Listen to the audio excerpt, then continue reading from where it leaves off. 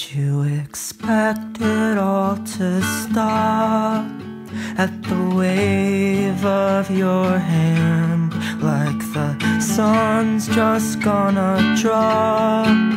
If it's not, you demand. Well, in the dark we're just there, so the halves might dissolve.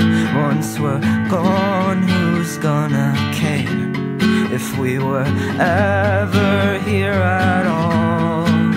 Well, summer's gonna come, it's gonna cloud our eyes again. No need to focus when there's nothing that's worth seeing. So we trade liquor for blood in an attempt to tip the scales. I think you lost what you loved in that mess of details. They seem so important at the time, but now you can't even recall any names, faces, or lines. It's more the feeling of it all. Well, when it's gonna end, I'm gonna clean these veins again. So close to dying that I finally can start living. Alright.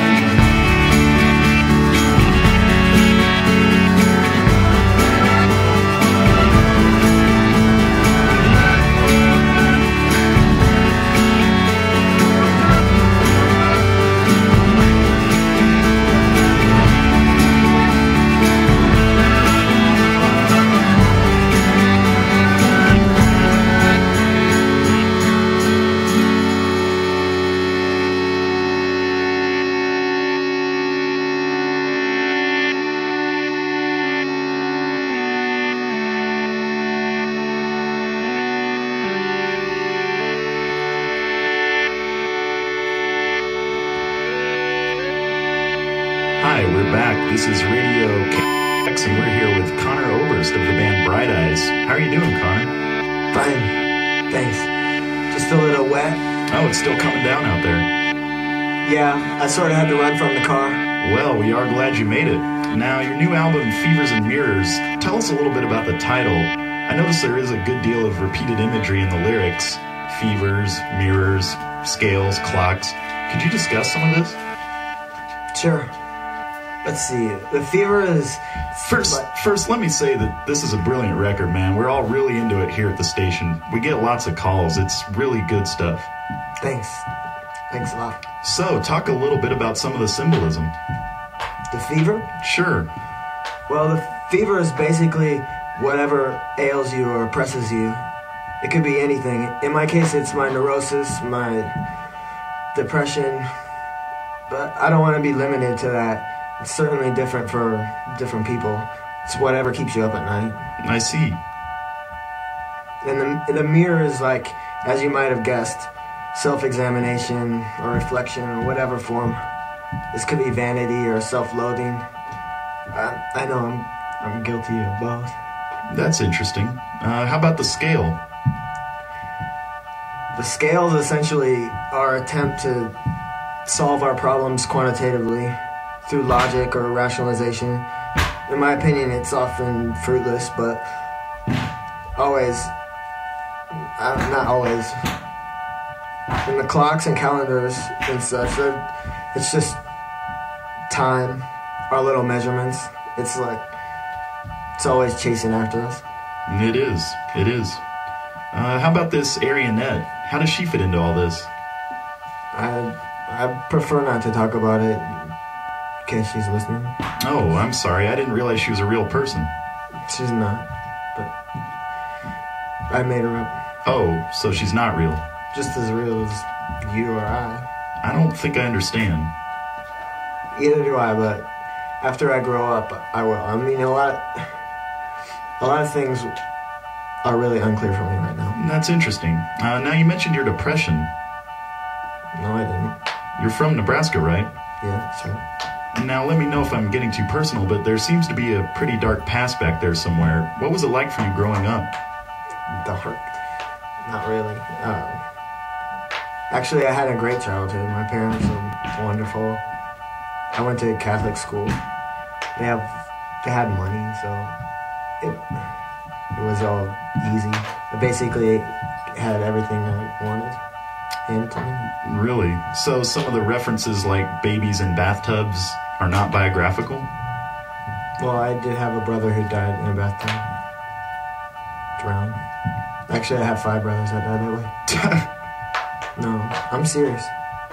My mother drowned one every year for 5 consecutive years. They're all named Patrick, so they all got one song.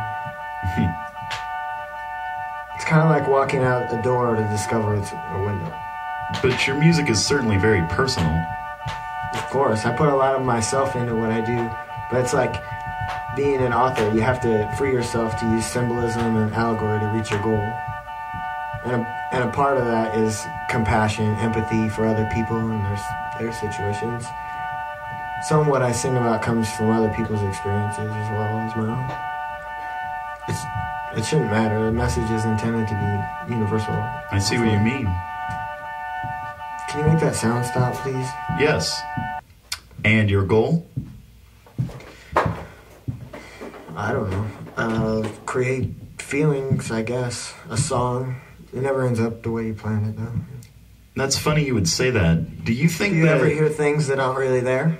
I'm sorry, what? Never mind. How long have you worked at this station?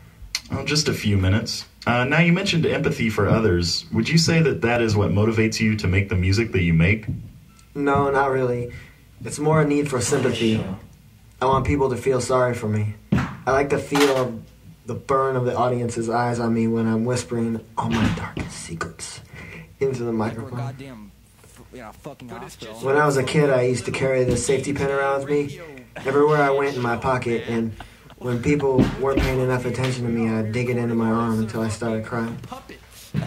Everyone would stop what they were doing and ask me what was the matter. I guess I kind of like that. Really? You're telling me you're doing all this for attention? No, I hate it when people look at me. I get nauseous. In fact, I could care less what people think about me. Do you feel that? No, I'm feeling sick. I really just want to be warm yellow light that pours all over everyone I love. So, you're gonna play something for us now. Is this a new song? Yeah, but I haven't written it yet. It's one I've been meaning to write. Called A Song to Pass the Time. Oh, that's a nice title.